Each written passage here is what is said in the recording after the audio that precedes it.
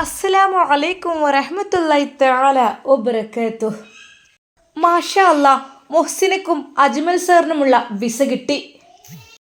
ഉമ്മയുടെ സമ്മതപ്രകാരം ടിക്കറ്റ് 2 ദിവസം കഴിഞ്ഞതിന് ശേഷമാണ് എടുത്തത്. മുഹ്സിന ഉമ്മക്ക് വിളിച്ചു. ഉമ്മ, മുഹ്സിന ഇപ്പോൾ സന്തോഷവതിയാണ്. തൻ്റെ ഇതുവരെയുള്ള ആ ഒരു കണ്ണീർ കടലിൽ നിന്നും മോചിതയാകണം. എന്തൊക്കെ തന്നെയായാലും വേണ്ടില്ല, പടച്ച റബ്ബ് എനിക്ക് സിനാന് തന്നില്ല. കുറച്ചു കാലത്തെ ആ ഒരു ജീവിതം അതെനിക്ക് വളരെയധികം പേടിയും സന്തോഷവും ഉള്ളതായിരുന്നു. പക്ഷേ പടച്ച റബ്ബ് എന്നിൽ നിന്നും സിനുവിനെ അകറ്റി. അല്ല, അകറ്റിയതല്ല, എല്ലാവരും അകറ്റി. ജീവിക്കാൻ സമ്മതിച്ചില്ല. റബ്ബേ, ഞാൻ എന്ത് തെറ്റ് ചെയ്തിട്ടാ അറിയുന്നില്ല. സാരല്ല, ജീവിക്കണമല്ലോ മരിക്കുന്നത് വരെ. എൻ്റെ ഉമ്മാക്ക് തണലാകണം, താങ്ങാവണം എന്നെക്കൊണ്ട് കഴിയുന്ന രീതിയിൽ. അല്ലാതെ ഇവിടെ ഇങ്ങനെ ജീവിച്ചിട്ട് ഒരു കാര്യമില്ലല്ലോ. മുഹ്സിനക്ക് ജീവിതത്തിൽ പുതിയ പ്രതീക്ഷകളെല്ലാം ഉണ്ടായി തുടങ്ങുന്നു. പക്ഷേ അവൾക്ക് തൻ്റെ സിനാനെ കണ്ടുമുട്ടലും നിർബന്ധമായിട്ടുണ്ട്. എങ്ങനെയെങ്കിലും അജ്മൽ സാറ് തനിക്കത് ഏൽപ്പിച്ചു തരും എന്ന ഒരു പ്രതീക്ഷ, ഒരു നേരിയ പ്രതീക്ഷ മനസ്സിലുണ്ട്. അതുകൊണ്ട് തന്നെ വിസയെടുക്കാൻ കൊടുക്കുമ്പോഴും ടിക്കറ്റിൻ്റെ കാര്യം പറയുമ്പോഴും മനസ്സിനുള്ളിൽ ഒരു പ്രതീക്ഷയാണ്. അല്ലാ പഠിച്ചോനെ കാക്ക്. അന്ന് ഉമ്മയെ വിളിച്ചപ്പോൾ ഉമ്മ പറഞ്ഞു, മോളെ ഞാൻ പോകുന്നതിൻ്റെ തലേ ദിവസം വരാട്ടോ. ഉമ്മാൻ്റെ കുട്ടിക്ക് എന്തെങ്കിലുമൊക്കെ ഉണ്ടാക്കി കൊണ്ടുവന്ന് തരാം. ഉമ്മ, അത് ബുദ്ധിമുട്ടാവില്ലേ? മോളെ, ഉണ്ടാക്കി കൊണ്ടുവന്ന് തരല് മാത്രമല്ല, എൻ്റെ കുട്ടീനെ ഒന്നും കൂടെ കാണലും കൂടെയാണ് ഞാൻ ആഗ്രഹിക്കുന്നത്. ഉമ്മ, ഇൻഷാ അല്ലാ. ഉമ്മാൻ്റെ കുട്ടിക്കൊന്നും പറ്റൂല കേട്ടോ. എൻ്റെ കുട്ടിക്ക് എന്ത് ജോലി കിട്ടുകയാണെങ്കിലും നല്ല രീതിയിൽ അത് ഏറ്റെടുത്തോണ്ടി. പിന്നെയെന്ന് വെച്ചാൽ വെറുതെ ഇങ്ങനെ നിന്നിട്ട് എൻ്റെ സമാധാനം നഷ്ടപ്പെടുകയല്ലാതെ എൻ്റെ കുട്ടിക്ക് യാതൊരു രീതിയിലുള്ള ഒരു കാര്യം നടക്കൂലല്ലോ. അപ്പോൾ എന്തായാലും ഉമ്മാൻ്റെ പ്രാർത്ഥന ഉണ്ടാവും. ധൈര്യമായി പോയിക്കോളി. ഉമ്മയുടെ ആ ഒരു സപ്പോർട്ട് മുഹ്സിനയ്ക്ക് ഏറെക്കുറെ വളരെയധികം സന്തോഷമാണ് നൽകിയത്. ആ രാത്രിയിൽ അവൾ സമാധാനത്തോടെ ഉറങ്ങുവാൻ കിടന്നു. സന്തോഷമുണ്ട്. 2 ദിവസത്തിനുള്ളിൽ ഞാൻ പോവുകയാണ് ഗൾഫിലേക്ക്. പിന്നെ കാണാത്ത ഒരുപാട് കാഴ്ചകൾ, ആ നാട്, ആ ഒരു മരുഭൂമി, ഈത്തപ്പഴ മരങ്ങൾ, അതെല്ലാം കാണുമ്പോൾ മനസ്സിൻ്റെ ഉള്ളിൽ എവിടേക്കോ എന്തൊക്കെയോ സ്വപ്നങ്ങൾ അത് മുളച്ചു വരും. എവിടേക്കോ ഉണ്ട് എൻ്റെ പ്രിയപ്പെട്ട എൻ്റെ സിനു എന്നെനിക്കൊരു തോന്നലാണ്. അത് എന്തായാലും അല്ല, നീ എനിക്ക് കാണിച്ചു തരും എന്നെനിക്ക് ഉറപ്പുണ്ട്. തൻ്റെ പ്രിയപ്പെട്ട ഭർത്താവിനെ ഒരു നോക്ക് കാണുവാൻ വേണ്ടിയിട്ട് അവളുടെ മനസ്സ് വെമ്പുന്നു. എന്തൊക്കെയോ സിനാനോട് കാര്യങ്ങൾ പറയുവാനുണ്ട്. പക്ഷേ അത് ഒരിക്കലും മറ്റൊരാളോട് പറയുവാൻ പറ്റില്ല. തൻ്റെ പ്രിയപ്പെട്ട സിനുവിനെ കണ്ടാൽ എനിക്ക് വലിയൊരു കാര്യം കൂടി പറയുവാനുണ്ട്. റബ്ബേ, ഒന്ന് നീ കാണിച്ചു തരണേ. അവൾ മനസ്സറിഞ്ഞ് ദുആ ചെയ്തു. അന്ന് സമാധാനത്തോടെ അവൾ ഉറങ്ങി. പിറ്റേന്ന് സുബഹ് ബാങ്കലി കേൾക്കുമ്പോഴാണ് അവൾ ഞെട്ടി ഉണരുന്നത്. യാ അല്ലാ, പഠിച്ചോനെ, എൻ്റെ തഹജ്ജുദ്. ഓ, ഇന്നലെ രാത്രി. എന്നാലും കുഴപ്പമില്ല അല്ലാഹുവേ, നീ പുറത്തു കൊണ്ടല്ല. ഞാൻ സ്ഥിരമായി തഹജ്ജുദ് നിസ്കരിക്കുന്ന കുട്ടിയായിരുന്നു മുഹ്സിന. അതുകൊണ്ട് തന്നെ ആ ദിവസത്തെ തഹജ്ജുദ് നഷ്ടപ്പെട്ടപ്പോൾ അവൾക്ക് മനസ്സിൻ്റെ ഉള്ളിൽ വല്ലാത്തൊരു വിഷമം, വല്ലാത്തൊരു വേദന. പടച്ച റബ്ബിനോട് കരഞ്ഞു പറഞ്ഞാൽ എന്തും തരുന്ന ടൈമാണ് ആ ഒരു ടൈം. കാരണം എല്ലാവരും ഉറങ്ങിക്കിടക്കുന്ന സമയം. ആ സമയത്ത് അല്ലാഹു സുബ്ഹാനഹു വ തആല നോക്കുമത്രേ ആരൊക്കെ എന്നെ ഓർത്തിരിക്കുന്നുണ്ട്, എനിക്ക് വേണ്ടി ബാത്തുകൾ ചെയ്യുന്നുണ്ട്. അതിൽ എണ്ണപ്പെട്ട കുറച്ച് ആളുകൾ മാത്രമായിരിക്കും ഉണ്ടാവുക. അതെ, എല്ലാവരും ഒരിക്കലും തഹജ്ജുദ് നിസ്കരിക്കുന്നില്ല. സുബഹ് തന്നെ എല്ലാവരും തെറ്റിയാണ് നിസ്കരിക്കാറുള്ളത്. എന്നാൽ അള്ളാഹുവിനെ ഓർത്തുകൊണ്ട് ആ ഒരു പാതിരാത്രിയിൽ തനിക്ക് വേണ്ടി സുജൂദ് ചെയ്യുന്ന ആ ഒരു അടിമയെ അള്ളാഹു പ്രത്യേകം നോക്കിക്കാണുമത്രേ. അവർ പറയുന്നത് കേൾക്കുമത്രേ. എന്തിനും ഉത്തരം കിട്ടാൻ തഹജ്ജുദ് നിസ്കരിച്ച് ദുആ ചെയ്താൽ മതി എന്നുള്ള ഉമ്മയുടെ ആ ഒരു വാക്കുകൾ, അതായിരുന്നു എപ്പോഴും മുഹ്സിനയുടെ മനസ്സിൽ.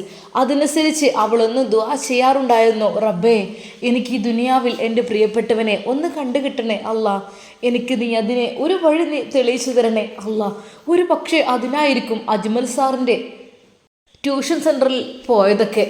അന്നൊക്കെ ഇത്താത്താക്ക് നല്ല സ്വഭാവമായിരുന്നു. പക്ഷെ പിന്നീട് എല്ലാം അങ്ങോട്ട് കൊളായി തീർന്നു. അല്ലാ, എന്താ ഞാൻ ചെയ്യുക? കരുതി കൂട്ടിക്കൊണ്ടല്ലോ. അതൊരു പക്ഷേ വഴിത്തിരിവായിരിക്കും. എന്നാൽ അജ്മൽ സാറിൻ്റെ ആ ഒരു ബിസിനസ് അത് നഷ്ടപ്പെട്ടതും അതെല്ലാം നല്ലതിനായിരിക്കും ഒരു പക്ഷേ. എന്നാൽ ഇതാ അറബ് നാട്ടിൽ ഒരു ട്യൂഷൻ സെൻറ്റർ തുടങ്ങുവാനുള്ള സെറ്റപ്പാണ്. അവിടേക്ക് തുടങ്ങിക്കഴിഞ്ഞാൽ നമ്മളെ നാട്ടിലത്തെ പോലെയല്ല അത്യാവശ്യം ക്യാഷും കാര്യങ്ങളും ഒരു കുട്ടിയിൽ നിന്ന് തന്നെ അത്യാവശ്യം കുഴപ്പമില്ലാത്ത രീതിയിൽ ഫീസും കാര്യങ്ങളും കിട്ടിക്കഴിയുമ്പോൾ അത് നല്ലൊരു സംഖ്യയായി മാറും. അതൊക്കെയാണ് പ്ലാനിങ്. എന്നാൽ അതിലേക്ക് പ്രത്യേകമായി മുഹ്സിനിയെ നിയമിച്ചിട്ടുണ്ട്. അവൾക്ക് ടീച്ചിങ് എന്നോ അല്ലെങ്കിൽ മാനേജിങ് എന്നോ അങ്ങനെയൊന്നുമില്ല. ആ ഒരു സ്ഥാപനത്തിലെ പ്രധാനപ്പെട്ട രംഗമായിട്ടാണ് നമ്മുടെ അജ്മൽ സാറ് അവൾക്ക് വിസ എടുക്കുന്നത്. ഇതൊന്നും സിനാൻ അറിയുന്നേയില്ല. തൻ്റെ പ്രിയപ്പെട്ട പെണ്ണ് അതെ അവൾ വരുവാൻ നിൽക്കുന്നുണ്ട്, അവൾ ഫ്ലൈറ്റ് കയറി ഇങ്ങോട്ട് പറന്നെത്തും എന്നുള്ളതിനെ കുറിച്ചൊന്നും അറിയുന്നില്ല. സിനാനും അറിയുന്നില്ല, മുഹ്സിനെയും അറിയുന്നില്ല, അജ്മൽ സാറും അതറിയുന്നില്ല. അങ്ങനെ അതാ ഫ്ലൈറ്റിൻ്റെ ടിക്കറ്റ് ഓക്കെ. മറ്റന്നാൾ രാവിലെ 7:30 ഫ്ലൈറ്റിനാണ് പുറപ്പെടുന്നത്. അല്ലാ പഠിച്ചോനെ, മനസ്സിനുള്ളിൽ ഭയമുണ്ട്. ആദ്യമായിട്ടാണ് ഫ്ലൈറ്റ് യാത്ര. അജ്മൽ സാറിൻ്റെ ഉമ്മ അവളെ വിളിച്ച് പറഞ്ഞു, മോളെ മുഹ്സി. ആ ഉമ്മ. പിന്നെ മറ്റന്നാളെ 7:30 കേട്ടോ. പിന്നെ മോൾ ആദ്യമായിട്ട് കയറല്ലേ, ടെൻഷനൊന്നുമില്ലല്ലോ. ഉമ്മ എന്തിനു ടെൻഷൻ? അല്ലെങ്കിലും എന്താ ഇപ്പം ടെൻഷൻ അടിക്കാൻ? എനിക്ക് യാതൊരു രീതിയിലുള്ള ടെൻഷനില്ല ഉമ്മ. എനിക്ക് മരണത്തെ ഭയമില്ല. മരിച്ചു കഴിഞ്ഞാൽ അള്ളാഹിൻ്റെ അടുത്തേക്കല്ലേ പോവുക. അതാണ് എനിക്ക് ഏറ്റവും വലിയ സന്തോഷം. ഇവിടെ ദുനിയാവിലല്ലേ നമ്മെ എല്ലാവരും ഒറ്റപ്പെടുത്തുള്ളൂ, നമ്മെ എല്ലാവരും സങ്കടപ്പെടുത്തുള്ളൂ. നാളെ അവിടെ ചെല്ലുമ്പോൾ അള്ളാഹ് ഉണ്ടാവുമല്ലോ. അള്ളാഹിനേക്കാളും വലിയൊരു ഇതെന്താ? ശരിക്കും മുഹ്സിനിയുടെ ആ ഒരു വാക്കുകൾ അജ്മൽ സാറിൻ്റെ ഉമ്മയുടെ മനസ്സിൽ വല്ലാതെ അങ്ങ് തറച്ചു. ശരിയാണ് മോളെ, മരിച്ചു കഴിയുമ്പോൾ പഠിച്ചുണ്ടാവുമല്ലോ നമുക്കല്ലേ. ആദ്യം ഉമ്മ ദുനിയാവിൽ തെറ്റൊന്നും ചെയ്യാതെ ജീവിച്ചു കഴിഞ്ഞാൽ നമുക്ക് സപ്പോർട്ടായിട്ട് പഠിച്ച റബ്ബുണ്ടാവും. എനിക്ക് പേടിയില്ല ഉമ്മ, മരണത്തിന് എനിക്ക് പേടിയില്ല. അല്ലെങ്കിൽ എന്തിനു പേടിക്കണം ഉമ്മ? എനിക്ക് പേടിയില്ല. എന്നെ സൃഷ്ടിച്ച അള്ളാഹുവിൻ്റെ അടുക്കലേക്കല്ലേ ഞാൻ ഏറി വന്നാൽ പോവുള്ളൂ. ഉമ്മ മരണം എന്ന് വെച്ചാൽ അതെവിടെ വെച്ചുണ്ടാവും. അതൊരു പക്ഷേ ഈ നിൽക്കുന്ന നിൽപ്പിൽ ഇവിടെ വെച്ചായിരിക്കും. അതല്ല ഫ്ലൈറ്റിൽ കയറിയിട്ട് അതൊരു വലിയ ദുരന്തമായി അങ്ങനെ. മോളെ പ്ലീസ് മിണ്ടല്ലേ, അതിനെക്കുറിച്ച് പറയല്ലേ മോളെ. ഇല്ലുമ്മ, പറഞ്ഞു എന്ന് മാത്രം. പിന്നെ മരണം എന്ന് പറഞ്ഞാൽ ചെരുപ്പിൻ്റെ വാറ് പോലെ എന്നല്ലേ, ഏത് നിമിഷവും സംഭവിക്കാം. നമ്മൾ സംസാരിക്കുന്ന ഈ നിമിഷം സംഭവിക്കാം, ഒരു പക്ഷേ അതല്ല നാളെയും സംഭവിക്കാം, എന്നും സംഭവിക്കാം. മരണം എന്ന് വെച്ചാൽ അങ്ങനെയാണ്. അതുകൊണ്ടുമ്മ മരണത്തെ ഭയമില്ല എനിക്ക്. മനുഷ്യന്മാരെയാണ് എനിക്ക് ഭയം. ഒരുപാട് ആളുകൾ ദുനിയാവിൽ പഠിച്ച റബ്ബ് സൃഷ്ടിച്ച ആളുകളിൽ നിന്നാണ് എനിക്ക് വിഷമങ്ങൾ നേരിടേണ്ടി വരുന്നത്. സാരല്ല മോളെ, സാരല്ല. ഒരു കാലത്ത് ദുഃഖിച്ചു കഴിഞ്ഞാലേ പിന്നത്തെ കാലം പഠിച്ച റബ്ബർക്ക് നല്ലത് തരും. അതിനായിരിക്കും ഇത്രയും കാലം ദുഃഖിച്ചില്ലേ, വിഷമിച്ചില്ലേ, ഇനി നോക്കിക്കോണ്ടി എൻ്റെ ജീവിതം മെച്ചപ്പെടും. ഈ നോക്കിക്കോണ്ടി പഠിച്ച റബ്ബ് കുറേ പരീക്ഷിക്കും. എന്തിന്? ക്ഷമയുണ്ടോ നോക്കാൻ വേണ്ടിയിട്ട്. ക്ഷമിക്കുന്നവരുടെ കൂടെയാണ് അള്ളാഹു എന്നല്ലേ മുഹ്സിന മോൾ ക്ഷമിച്ചതല്ലേ. ക്ഷമിച്ചത് കൊണ്ട് തന്നെ അവിടെ നിനക്ക് പഠിച്ച റബ്ബ് നല്ലൊരു ഭാവി ഒരുക്കിയിട്ടുണ്ടാവും. എന്നാൽ അവൾ പോകുന്ന വിവരം ഹസനത്തിനോട് പറയാതിരിക്കാൻ പറ്റില്ലല്ലോ. സ്വന്തം ജ്യേഷ്ഠത്തിയല്ലേ പോകുന്നത്. പക്ഷെ ഫോൺ വിളിച്ചാൽ ഒരു പക്ഷെ അവൾക്ക് എടുക്കാൻ പറ്റുന്ന സാഹചര്യത്തിലാണ് എടുക്കുക. എന്നാലും വിളിച്ചു നോക്കട്ടെ. ഉമ്മ അതാ ഹസനത്തിന് വിളിക്കുന്നു. ഹസനത്തിൻ്റെ ഫോൺ ബെല്ലടിക്കുന്നു. മുഹ്സിന അത് കേട്ടുകൊണ്ട് ഇങ്ങോട്ട് കൊണ്ട, ഞാൻ എടുത്തോളാം. ഈ പാത്രം കഴുകല്ലേ, ഇനിയിപ്പോൾ പാത്രം കഴുകി അത് തുടച്ച് തോത്തി ഉണ്ടാക്കി ആകുമ്പോഴത്തേന് എൻ്റെ ഫോൺ വിളി ചെയ്യുമ്പോഴത്തേന് പാത്രം ഉണങ്ങും കൊണ്ടാ ഞാൻ എടുക്കാം. അവൾ പേടിച്ചു. ഉമ്മയാണ്. അതിനെന്താ, ഉമ്മയാലെന്താ? ഉമ്മ അണിച്ചിട്ടൊന്നും കുഴപ്പമില്ല കൊണ്ടാ. ഹലോ മോളെ. മോളല്ല, മരുമോളാണ്. ആ എവിടെ മോള്? ഓള് പാത്രം കഴുകാണ്. അതെ ഈ സമയത്ത് വിളിക്കേണ്ട, തിരക്കിലാണ് കേട്ടോ. കുറച്ച് കഴിഞ്ഞിട്ട് വിളിച്ചോണ്ടി. മരുമകളുടെ ആ ഒരു വാക്ക് ശരിക്കും ഉമ്മയുടെ മനസ്സിനെ വല്ലാതെ വേദനിപ്പിച്ചു. എൻ്റെ കുട്ടിനെ കൊണ്ട് കുറേ എന്തൊക്കെ എടുപ്പിക്കുന്നുണ്ട് റബ്ബേ. പാവൻ്റെ കുട്ടി. വേഗം കെട്ടിയവൻ്റെ അടുത്ത് കണ്ട് പറഞ്ഞയച്ചാൽ മതിയേനു. കല്യാണമാണ് കഴിച്ച് വിട്ടാൽ മതിയായിരുന്നു. കുറേ സമയം കഴിഞ്ഞതിന് ശേഷം അതാ ഉമ്മാക്ക് തിരിച്ചു വിളിക്കുന്നു. ഉമ്മ. അസ്സലാമലൈക്കും. വാലൈക്കും അസ്സലാം. ഉമ്മ ഞാൻ മുറ്റത്താണ്, മഴയും പെയ്യുന്നുണ്ട്. എന്താ മോളെ മുറ്റത്ത്? റൂമൊക്കെ പോ. ഉമ്മ റൂമൊക്കെ പോയാലേ അവരൊക്കെ കേൾക്കും. ഉമ്മ പറയും. എന്തിനാ നേരത്തെ വിളിച്ചത്? എന്താ മോളെ എനിക്ക് ഇത്ര പേടിയും അവിടുത്തെ വേലക്കാരത്തിയാ? അല്ലമ്മ, എനിക്ക് രാവിലെ കുറച്ച് തിരക്കായിരിക്കും. എന്തേ, കുട്ടികളെ പറഞ്ഞേക്കണ്ടായിട്ടോ? അല്ല, അത് അടുക്കളയിൽ കുറച്ച് കാര്യങ്ങളൊക്കെ ചെയ്യാനും പിന്നെ അതൊക്കെ ക്ലീൻ ചെയ്തിട്ട് പണി കഴിച്ചതിന് ശേഷം അങ്ങോട്ട് കിടക്കാം, ഫോണിലെത്താൻ മതി എന്നൊക്കെ പറഞ്ഞേക്കണ്. പഠിച്ചോനെ, എൻ്റെ കുട്ടീനെ വേഗം ഒന്ന് അങ്ങോട്ട് രക്ഷപ്പെടുത്തിയെങ്കിൽ. മോളെ, എൻ്റെ ഹസ്ബൻഡ് വിളിക്കലില്ലേ? ആ ഉമ്മ വിളിച്ചിരുന്നു. അദ്ദേഹത്തോട് ഇപ്പോൾ പഴയ പോലെ സംസാരിക്കാനൊന്നും കഴിയണില്ല. അതെന്താ? അല്ല, ഞാനിപ്പോൾ അല്ല മോളെ, മോൾക്ക് മേലെ പോയ ഇഷ്ടം പോലെ സംസാരിച്ചൂടെ? ഓനെ വെറുപ്പിക്കണ്ട കേട്ടോ. കെട്ടിയ ഭർത്താവിനെ വെറുപ്പിക്കാൻ പാടില്ല, നല്ല രീതിയിൽ സംസാരിക്കണം കേട്ടോ. നിൽക്കാൻ കഴിഞ്ഞല്ലേ, നിങ്ങൾക്ക് ഹലാലാക്കിയതല്ലേ, പിന്നെന്താ പേടി? ഉമ്മ, അത് അത് അവരൊക്കെ പിന്നെ മുമ്പെന്ന് ഇങ്ങനെ മുമ്പെന്നോ മുകളിൽ കയറി എങ്ങനെ കേൾക്കാനാ? അത് ഉമ്മ, ഇപ്പം ഞാൻ താഴെയാണ് കിടക്കാറുള്ളത്. ഉമ്മ ശരിക്കും ഞെട്ടിപ്പോയി. പഠിച്ചോനെ, എന്തപ്പോൾ ഇത്? അതെന്തടി നല്ലൊരു റൂം മുകളിലുണ്ടായിട്ട്? ആദ്യം മുസ്തിനാൻ അവിടെ നിന്ന് ഇറക്കി, ഇപ്പം എന്താ അന്നെ ഇറക്കിയോ? ഉമ്മ, ആ സാറില്ല, അത് ഗസ്റ്റ് വന്നപ്പോഴേ എന്നോട് താഴെ കിടക്കാൻ പറഞ്ഞതായിരുന്നു. അപ്പോൾ ഗസ്റ്റ് എന്തെപ്പോഴും പോയിട്ടില്ലേ? പോകായിട്ടല്ല, അവർ പോയി. പിന്നെ എന്നോട് പറഞ്ഞു, ഹസ്രത്തെ, ഗസ്റ്റ് പോയെന്ന് വിചാരിച്ചിട്ടേ ഈ ഇങ്ങനെ മുകളിലേക്ക് കയറാൻ നിൽക്കണ്ട. കോണിപ്പടികൾ കയറുമ്പോഴായിരുന്നു നാത്തൂൻ്റെ ആ ഒരു വിളി പിന്നിൽ നിന്ന്. അവളുടെ ഹൃദയം പിടഞ്ഞു പോയി. ഇത്താന്നല്ല, മുകളിലേക്ക് ഇനി പോകണ്ട, അവിടെ നല്ലോണം അങ്ങോട്ട് അടിച്ചൊരു തുടച്ച് വൃത്തിയാക്കി പൂട്ടിട്ട് പോരെ. അത് ചെയ്തോ, ഇനി അങ്ങോട്ട് പോകണ്ട, ഇനി താഴെ കിടന്നാൽ മതി. മുകളിൽ ഗസ്റ്റൊക്കെ വരുമ്പോഴേ നിങ്ങളെല്ലാവരും ഇങ്ങനെ കിടന്ന് നിരങ്ങിയിട്ട് അവിടെ ആകെ കേടുവരും. വിലപിടിപ്പുള്ള ബെഡും ബെഡ്ഷീറ്റും അലമാരകളും കർട്ടൻസും എല്ലാം സെറ്റാക്കിയ ഒരു റൂമായിരുന്നു അത്. പ്രത്യേകമായി ഭംഗിയുള്ള ജനലും കാര്യങ്ങളും എല്ലാം അറബിയമ്മ സ്പെഷ്യലൈസ് ചെയ്യിപ്പിച്ചതായിരുന്നു അത് സിനാനും മുഹ്സിനക്കും വേണ്ടിയിട്ട്. ആ റൂമിൽ ഇപ്പോൾ മുഹ്സിനെ ഒഴിവാക്കി ഇപ്പോഴത്തെ ഹസനത്തിനും സ്ഥാനമില്ലാത്ത രീതിയിലാണ്. ഹസനത്തെ, അവിടെ നന്നാക്കിക്ക, നല്ല അടിച്ചൊരു തുടച്ച് വൃത്തിയാക്കി ഇട്ടാളാ, നിങ്ങൾ അടിച്ചിട്ടാളത്. ഇത്താത്ത, അത് ഒരിതുമില്ല. എന്താ, എൻ്റെ പുതിയാപ്പിളറ്റ് വരുന്ന നടക്കണോ? ആര് വന്നാലും വേണ്ടിയില്ല, താഴെ കിടന്നോളൂ, റൂമുണ്ടല്ലോ, മുകൾക്ക് തന്നെ ഉണ്ട്. എഴുന്നള്ളപ്പോൾ എന്തത്? ഇപ്പോൾ ആരെങ്കിലുമൊക്കെ വരും, ഗസ്റ്റൊക്കെ വരുമ്പോൾ കെടുക്കാനുള്ളതാണത്. ഇപ്പോൾ കണ്ടിൻ്റെ അഞ്ചത്തിയും കുട്ടികളൊക്കെ വന്നത്, ഓൽക്കൊക്കെ ഉള്ളതാണ്. ഹസനത്ത് വിതുമ്പി. ഫോൺ കട്ട് ചെയ്തിരുന്നില്ല. അപ്പോൾ അവൾ ഫോൺ കട്ട് ചെയ്തെന്ന് വിചാരിച്ചിരുന്നു. പക്ഷേ ആ ഒരു വാക്ക് ഉമ്മ ശരിക്കും കേട്ടു. അതെ, ഞാൻ ഒരു മരുവളാണ്, ഇവിടെ എന്തുണ്ടെങ്കിലും ഞാൻ അറിയണം. ഞാൻ അറിയാത്ത സംഭവങ്ങൾ നിങ്ങളെല്ലാവരും കെട്ടി ഉണ്ടാക്കിയാൽ അതൊന്നും നന്നായി കിട്ടൂല. ഓളൊന്നും പുറത്തേക്ക് പോകുന്ന കണ്ട് ഫോൺ വിളിച്ചു കണ്ടേ മനുഷ്യനെ. അതെ, കഞ്ഞിൻ്റെ വെള്ളം എന്തേ എടുത്തൊന്ന് കുടിച്ചോ, അല്ല വെച്ച് വിളമ്പിത്തരാൻ ഞാനിങ്ങനെ മുന്നിലേക്ക് വരൂല. ഒരിക്കൽ പോലും ഭക്ഷണം കഴിക്കുമ്പോൾ അവളെ അവർ വിളിക്കുന്നില്ല. അവർ എല്ലാവരും കഴിക്കും. ആദ്യമൊക്കെ ആങ്ങൾ ചോദിച്ചിരുന്നു, ഹസനത്ത് എവിടെ? അവളെ ഫോൺ ചെയ്യാണ്, 24 മണിക്കൂർ ഈ ഫോണല്ലേ.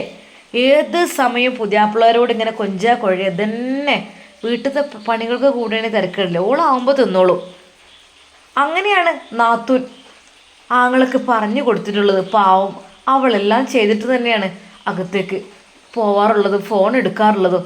ഏത് സമയവും ഈ ഫോൺ തന്നെ, 24 മണിക്കൂറും. ആങ്ങളെ പറഞ്ഞ് അതാ സെറ്റാക്കിയിട്ടുണ്ട്. അങ്ങനെ ആ ദിവസം അതാ ആങ്ങൾ അങ്ങോട്ട് വന്നപ്പോൾ, എന്താണ് എനിക്ക് തിന്നാനും കുടിക്കാനും നേരല്ലേ? തിന്നാനും കുടിക്കാനും ഇവിടെ സമയമില്ലാതെ ഫോൺ ചെയ്തുകൊണ്ട് നടന്നാലേ എന്നെക്കൊണ്ട് കഴിയൂല. ഞാൻ തിരിഞ്ഞ് നോക്കൂല കേട്ടോ, അസുഖം വന്നാൽ. പറഞ്ഞില്ലാന്ന് വേണ്ട, അല്ലെങ്കിൽ തന്നെ ഉമ്മാനെ കൊണ്ട് പെങ്ങന്മാരെ കൊണ്ട് കുടുങ്ങിക്കണ്. ആദ്യം തന്നെ പറഞ്ഞേക്കാം, എൻ്റെ ഇവനെ വിചാരിച്ചിട്ട് ഞാൻ ഇവിടെ അങ്ങ് നിർത്തുന്നു, അല്ലെങ്കിൽ അങ്ങോട്ട് പറഞ്ഞേക്കും. ഇനിയിപ്പോൾ അത് മുടങ്ങണ്ടല്ലോ എന്ന് വിചാരിച്ചിട്ട്. തള്ളി മക്കളും കൂടെ. ഇക്കാക്ക, ആരിക്കാക്ക? ഇക്കാക്ക, ഞാൻ മതി, ഫോൺ ഒന്നാണ് മാറ്റി വെച്ചാണ്ടി, ഇവളൊക്കെ ഒന്ന് സഹായിച്ചോണ്ടി. ഓളാ ചെറിയ കുട്ടീനായിട്ടല്ലേ, എനിക്ക് ഇവിടെയൊക്കെ ഒന്ന് അടിച്ചൊരു തുടച്ച് വൃത്തിയാക്കി രാവിലെ ആ പണിയൊക്കെ കഴിച്ചിട്ട് മതി ഫോൺ എടുക്കൽ. ഇത് 24 മണിക്കൂറും പോലെ. ഇക്കാക്ക, ഇല്ലല്ലോ. ഇല്ല. എന്തില്ല? വീട്ടിൽ നിൽക്കുകയാണെങ്കിൽ നല്ല മാനം പറ്റാത്തൊരു പണിയെടുത്ത് അടങ്ങി ഒതുങ്ങി ജീവിക്കണം. അല്ലാതെ ഫോണായിട്ട് നടന്നിട്ടുണ്ടെങ്കിൽ ഒരൊറ്റ എടുത്ത് കിണറ്റിക്കിടലേക്കരുത്. പിന്നെ എൻ്റെ ഫോണുണ്ടായാലും വെളിയുണ്ടാവില്ല. ഇക്കാക്ക് ദേഷ്യം പിടിച്ചുകൊണ്ട് അതാ പോകുന്നത് അവൾ ദയനീയമായി നോക്കി നിന്നു. അല്ലാ, തന്നെ കുറിച്ചും ഇല്ലാത്തതെല്ലാം പറഞ്ഞു കൊടുത്തിട്ടുണ്ട് എന്നുള്ള കാര്യം അവൾക്ക് ഏറെക്കുറെ ബോധ്യമായി. അവൾക്ക് സങ്കടം സഹിക്കാൻ കഴിഞ്ഞില്ല. കുറെ കരഞ്ഞു. ഇത്താത്തയോട് ചോദിക്കണല്ലോ, അല്ലാൻ പറ്റില്ലല്ലോ. അവൾ ധൈര്യപൂർവ്വം അതാ ഇത്താത്തയുടെ അടുക്കലേക്ക് ചെല്ലുന്നു. ഇത്താത്ത. എന്താടി? എന്തൊക്കെയാണ് നിങ്ങൾ ഇക്കാക്കയോട് പറഞ്ഞു കൊടുത്തത്? എന്ത്? ഞാൻ ഇവിടുത്തെ പണിയൊന്നും ചെയ്യില്ല 24 മണിക്കൂറും. അല്ല പിന്നെ ഈ ഫോണുമ്പോൾ തന്നെ അല്ലേ? അല്ലേ ഈ ഫോൺ എടുക്കില്ലേ? എടുക്കാറുണ്ട്, വല്ലപ്പോഴല്ലേ എടുക്കുള്ളൂ, ഇക്ക വിളിക്കുമ്പോൾ മാത്രം. ഇക്ക വിളിക്കുമ്പോൾ. അതേ, അതല്ല, അതിൻ്റെ അപ്പുറം പറയും. നല്ല മട്ടത്തിൽ ഫോണൊന്നും എടുക്കാതെ ഇവിടെ ജീവിച്ചോ. ഒരു വൈകുന്നേരം ഒരു 10 മിനിറ്റ് അതേ പറ്റുള്ളൂ. അല്ലാതെ ഇത് 4 മണിക്കൂർ വീഡിയോ കോളും ചെയ്തുകൊണ്ട് ഇങ്ങനെ സുഖിച്ച് ജീവിക്കായി. ശരിക്കും അവിടെ ഒരു അടിമപ്പെണ്ണിൻ്റെ റോളാണ് ഹസ്രത്ത് ജീവിക്കുന്നത്. ഇല്ല, കഴിയില്ല, ഇവിടുന്ന് പോവുകയാണ് നല്ലത്. എങ്ങനെയെങ്കിലും ഉമ്മയുടെ അടുക്കലേക്ക് പോകണമെന്നുള്ള ആ ഒരു സ്വപ്നവുമായി അവൾ കൊണ്ടു നടന്നു. എൻ്റെ ഭർത്താവിനോട് കാര്യങ്ങളെല്ലാം പറയണം. അതിനിപ്പോൾ എന്താ, പേടിച്ചിവിടെ ജീവിക്കാറൊന്നും ആവില്ല. ഹസ്രത്തിൻ്റെ മനസ്സിൽ അതായിരുന്നു ചിന്ത. ഭർത്താവ് വിളിക്കുമ്പോഴെല്ലാം അവൾ കഴിയുന്നതും ബിസിയാക്കും, അല്ലെങ്കിൽ സൈലൻ്റ് ആക്കും. എന്നിട്ട് പറയും, എല്ലാവരും ഉണ്ടായിരുന്നു, അപ്പോൾ സംസാരിക്കാൻ കഴിയില്ലെന്ന്. നല്ലവനായ അവളുടെ ഭർത്താവ് പറയും, സാരില്ല മോളെ, നമുക്ക് ഇൻഷാ അല്ലാ വൈകാത്തന്നെ നിൽക്കാൻ കഴിഞ്ഞല്ലേ, നമുക്ക് കൂട്ടിക്കൊണ്ടുവരട്ടെ. ഒരു ചെറിയൊരു പാർട്ടി നടത്തിയിട്ടേ, ഒരു ചെറിയ പാർട്ടി സെറ്റാക്കാൻ ഞാൻ പറ്റില്ലല്ലോ. അങ്ങനെ നമുക്ക് ഇവിടെ ജീവിക്കാം, സുഖമായി എന്നും നിന്നോട് സംസാരിച്ചുകൊണ്ട്. എന്താ? ഹസനത്തിന് അത് കേൾക്കുമ്പോൾ വല്ലാത്തൊരു സമാധാനമാണ്. ഇക്ക, ഇൻഷാ അല്ലാ അള്ളാഹു വിധി കൂട്ടട്ടെ. നിനക്കെന്തൊരു പേടിയൊന്നും ഉണ്ടായിട്ടില്ല. എന്നാലും അവളുടെ മനസ്സ് വേദനിക്കുന്നുണ്ട്, അവളുടെ മനസ്സ് നീറുകയാണെന്നുള്ള വിവരം അതൊന്നും അവളുടെ ഭർത്താവിന് അറിയുന്നില്ല. എന്തൊക്കെ തന്നെയായാലും എങ്ങനെയെങ്കിലൊക്കെ സംസാരിച്ച് ഒപ്പിക്കും. പഴയ പോലെ സ്വാതന്ത്ര്യമില്ല, വീഡിയോ കോൾ ചെയ്യാൻ ശരിക്ക് കഴിയുന്നില്ല. ഒരു ശബ്ദം കേട്ടാൽ അപ്പോഴേക്കും പറയും, തുടങ്ങി, ഇതന്നല്ലേ പണി, ഇതെന്തപ്പോൾ ഇതിങ്ങനെ ഇത്, കുറച്ച് ലൈസൻസ് വേണ്ട, ഏത് നേരം ഈ വീഡിയോ കോള് കണ്ടങ്ങനെ സംസാരിക്കുക. ഓള് ജോലി ചെയ്യുമ്പോൾ, ഓളെന്ത് എടുക്കുമ്പോഴും, ഓൾ ഇതാക്കുമ്പോഴും ഒക്കെ ഓനിങ്ങനെ കാണണം. എന്തതിങ്ങനെ? അതേപോലത്തെ ഒരു ഭർത്താവിനല്ല നിങ്ങളും. നിങ്ങൾക്ക് അങ്ങനത്തെ ഇതുണ്ടോ? അതേ, ഞാനങ്ങനെ കൊഞ്ചിക്കാൻ നടക്കല്ലേ, അതല്ല, എന്നാലും അങ്ങനല്ലല്ലോ. എന്തൊരു എനിക്ക് കാണുമ്പോൾ ദേഷ്യമാണ് പിടിക്കുക. അത് നിനക്ക് അസൂയാണ്. ഓള് ഭാര്യയും ഭർത്താവിലും സംസാരിച്ചോട്ടെ, എന്നാലും വേണ്ട ലിമിറ്റ് വേണം. എന്താ ഇപ്പോൾ ഇത് തീരെ ലൈസൻസ് ഇല്ലാതെ? നാത്തൂൻ അങ്ങനെ അങ്ങ് പറഞ്ഞ് ആങ്ങളെ അങ്ങോട്ട് സെറ്റാക്കിയിട്ടുണ്ട്. അന്ന് രാത്രി ഉമ്മക്ക് ഉറക്കമുണ്ടായിരുന്നില്ല. പഠിച്ചോനെ, എൻ്റെ കുട്ടി മറ്റന്നാൾ രാവിലെയുള്ള നാളത്തെ ഒരു ദിവസമുണ്ട്, എന്താ ഇപ്പോൾ ഞാൻ കാട്ടുക? എന്തായാലും കുറച്ച് അരിയൊക്കെ എടുത്ത് വെള്ളത്തിലിടട്ടെ, കുറച്ച് ഉണ്ണിയപ്പവും എന്തെങ്കിലുമൊക്കെ കൊടുത്തേക്കണമല്ലോ എൻ്റെ കുട്ടിക്ക്. എനിക്ക് റബ്ബേ സന്തോഷമാണ് എൻ്റെ മോള് പോണേ, ഒരു ദുഃഖവും വിഷമവും. എൻ്റെ കുട്ടി രക്ഷപ്പെടുന്നതന്നെ എൻ്റെ മനസ്സ് പറയണ്ടേ. ഒരിക്കലും അജ്മൽ ഓളെ ബുദ്ധിമുട്ടാക്കൂല, അതും എനിക്ക് നന്നായിട്ടറിയാം. ഉമ്മയുടെ മനസ്സിൽ സന്തോഷമാണ്. ആ രാത്രി ഉമ്മ നിസ്കരിച്ച് ഒരുപാട് ദുആ ചെയ്തു. റബ്ബേ, എൻ്റെ കുട്ടിയുടെ മനസ്സിലുള്ള ലക്ഷ്യം എന്താണ്, അത് നീ പൂർത്തീകരിച്ച് കൊടുക്കണം റഹ്മാനെ. അങ്ങനെയതാ ആ ദിവസവും നേരം പുലർന്നു. നാളെയാണ് മുഹ്സിനയും അജ്മലും ഗൾഫിലേക്ക് പോകുന്നത്. വീട്ടിൽ ഇതെങ്ങാനും അറിഞ്ഞു കഴിഞ്ഞാൽ പിടിച്ചു വലിച്ചവളെ കൊണ്ടുപോകും എന്ന് മാത്രമല്ല, റൂമിൽ പൂട്ടിയിടുകയും ചെയ്യും. അത്രക്കും ദേഷ്യമാണ് അവർക്ക്. അജ്മൽ സാറിനെ കുറിച്ച് എന്തെങ്കിലും ഉമ്മ പറയുകയാണെങ്കിൽ തന്നെ ആങ്ങൾക്ക് ദേഷ്യം പിടിക്കും. ഒന്നും മിണ്ടാതിരിക്കുമോ, വേറൊന്നും പറയാനില്ലാതെ. അങ്ങനെയായിരുന്നു പറഞ്ഞത്. പക്ഷെ ഇപ്പോഴായിട്ട് ഉമ്മക്ക് സമാധാനമുണ്ട്. ഒറ്റയ്ക്ക് ജീവിക്കൽ തുടങ്ങിയപ്പോൾ തന്നെ ഉമ്മ പറയുന്നത്, ഒരാൾ പഠിച്ച റബ്ബുണ്ട് നമുക്ക്, മക്കളെ നല്ല രീതിയിൽ നമ്മൾ പഠിപ്പിച്ച് വലുതാക്കണത് അവരുടെ ഇൽമ പഠിപ്പിച്ചാൽ അവരുടെ അടുക്കൽ നിന്ന് എന്തെങ്കിലും ഒരു നന്മ ലഭിക്കും എന്ന് കരുതിയിട്ട് കൂടിയാണ് ഈ രണ്ട് ലോകത്തേക്കും ഉപകാരത്തിനും. പക്ഷേ ചില മക്കൾ തല തിരിഞ്ഞു പോകും. എത്ര നല്ല രീതിയിൽ പഠിപ്പിച്ചാലും ചില ആളുകൾ പല വിഭാഗങ്ങളായി മാറും.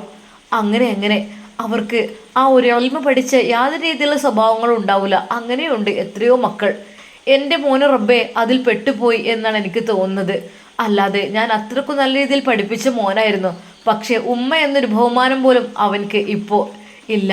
വളരെയധികം തെറ്റായ രീതിയിലാണ് അവൻ്റെ പോക്ക്.